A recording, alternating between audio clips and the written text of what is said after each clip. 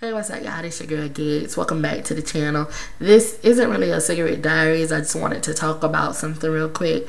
I noticed while I was doing the Keisha wig video that the babe was in the background, and a lot of you guys was like confused about why he was in the background. So, you know, I don't want to introduce the cigarette diaries to you guys, and I decided to, you know, let you guys into my personal life and give you my personal business. So I'm taking responsibility for, you know, doing that, and I don't mind doing that because my life is funny as fuck, to be honest.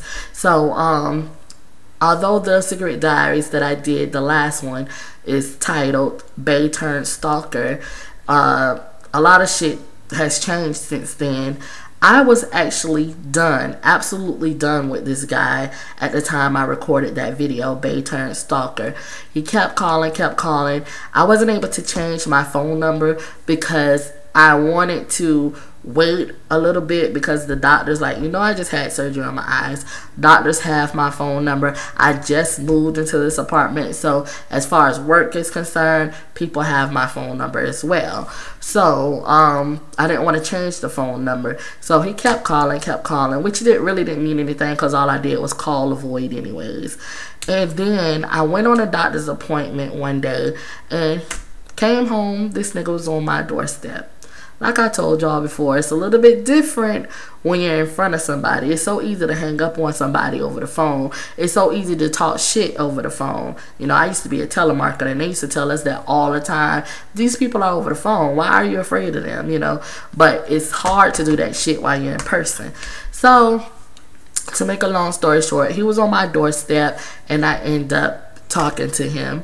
He wanted, you know, for me to forgive him, give him another chance. He was so sorry. And to be honest, the begging was kind of like turning me on. I really liked that shit. I was like getting a lot of attention because he called like at least 20 times a day, a little bit more than that, but yeah. But then, like I said, he showed up on my doorstep. So, you know, he was begging and everything, and his birthday was coming up. His birthday was on January the 8th.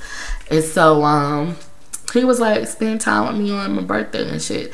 I was like, no, because I have a date that day, which I really did have a date that day.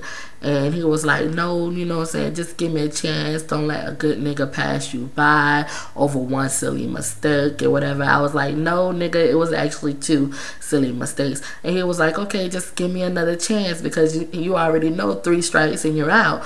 And I was like thinking about it, you know. He already did the 1 strike. He already did the 2 strikes. So, yeah, maybe at 3 strikes you are out. Let me go ahead and, you know, see what he's working with because I really was feeling this guy. Y'all seen in the past video. I was really feeling him and shit. So, you know, I decided to give him a 3rd chance and everything. His birthday came. We chilled together. It was like a double date type of thing because his brother and his brother's girlfriend was over too. And, you know, we went out. We chilled together. We watched movies. We ate dinner together. And, you know, I had a blast. And I'm not talking about one day. I'm talking about from Saturday to Monday. And which is today. You know, they went home this morning, and you know I look a hot mess right now, but you know the morning just passed. Anyways, I had a great time and everything, and I just want to say this to you guys.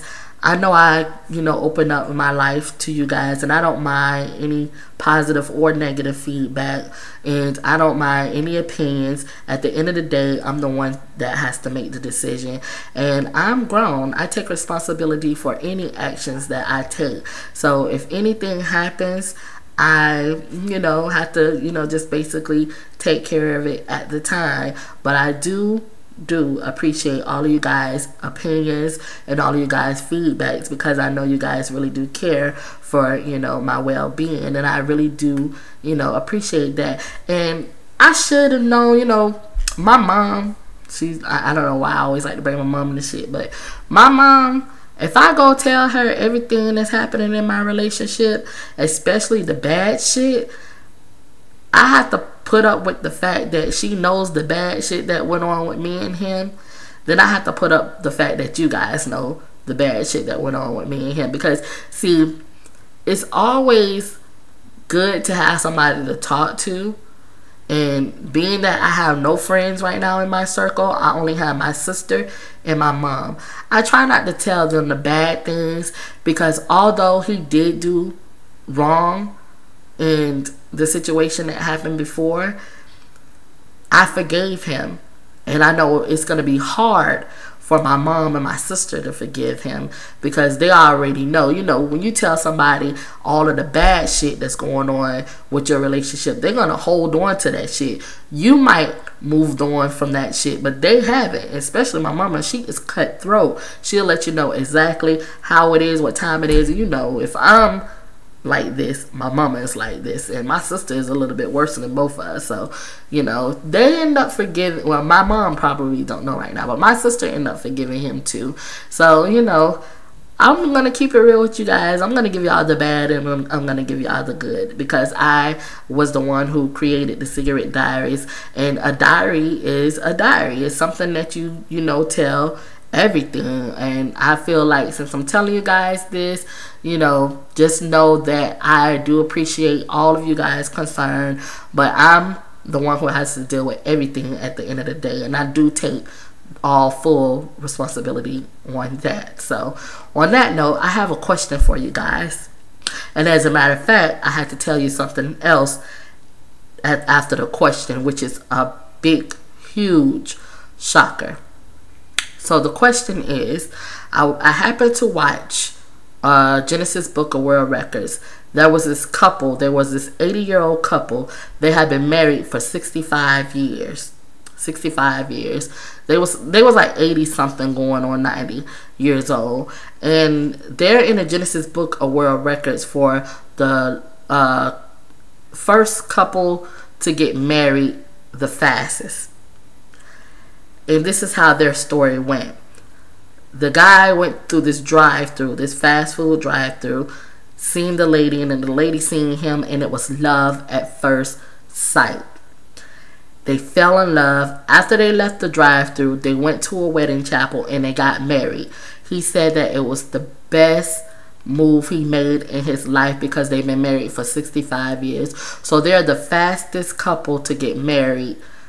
They got married within an hour. Love at first sight. So my question is to you guys, how long does it take for you to realize that you love someone? And I asked this because last night the guy told me that he loved me. Not necessarily meaning that I believe him, but I know that I'm gaining these strong feelings for him too. Like, I'm not saying that I love him, because I don't, but I really, really do like him. I can't stop thinking about him. Ever since he left this morning, he stayed on my mind. So maybe I am leaning towards love. Now, mind you, me and him been talking ever since the end of November. So it's only been like a month and a half, going on 2 months, that we've been talking. And this couple met, and within the hour they got married. It was love at first sight, and they're still married 65 years. I'm not comparing us. I'm just asking you guys, how long do you actually know that you love the person that you're with? How long does it take? So that's my question to you guys.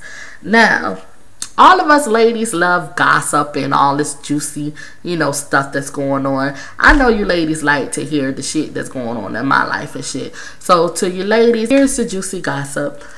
Yeah, we stayed together this whole weekend, and as you know, if you're my Facebook friend, I was saying that celibacy is hard, but